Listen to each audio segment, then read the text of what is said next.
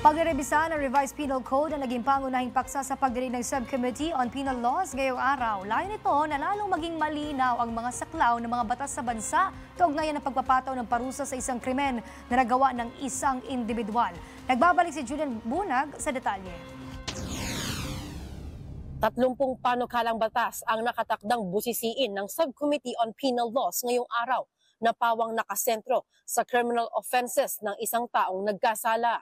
Kabilang na ang House Bill No. 1041 ni 4Ps Party List Representative J.C. Abalos na layong alisin ang gender bias sa adultery at concubinage. Gayon din ang House Bill No. 1188 o ang FPJ Act na akda mismo ni FPJ Panday Bayanihan Party List Representative Brian Poe na nakatuon naman sa pagpapatibay ng kalayaan at pagprotekta pa sa mga mamamahayag sa bansa, pag-aalis ng criminal libel, civil remedies at pagsusulong ng isang malaya at responsableng pamamahayag. Pero sa pagdinig na una ng binusisi ng subcommittee, ang House Bill No. 4374 na layong amyenda ang Act No. 3815 o ang pagrebisa sa Penal Code at iba pang penal law sa bansa. Sa pagdinig, pinagtunan ng mga kinatawan mula sa iba't ibang ahensya at pamantasan ang Article No. 3 ng naturang panukalang batas. I think I would like to respectfully suggest perhaps this sentence should start with a crime is an act instead of crime is an act. The second would be a clarification. So it says here, crime is an act or omission defined and punished under this code or special penal laws, committed with malice or with fault.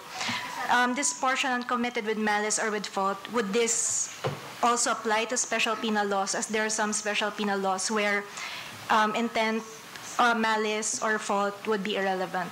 And with that, I actually suggest that we revise this to say crime is an act or omission defined and punished by law, enacted by the legislature. May I explain that this incorporates the basic principle in criminal law of nullum crimen, nulla poena sine lege, and it clarifies that police power is exercised by Congress, not by any other government body. Iminumungkahi rin ni Attorney Calica na maglagay ng definisyon para sa terminong special penal laws sa Article No. 3 para anya maging maliwanag at klaro ang saklaw ng krimen dito. Para sa totoong balita sa Bagong Pilipinas, Julian Bunag, Congress News.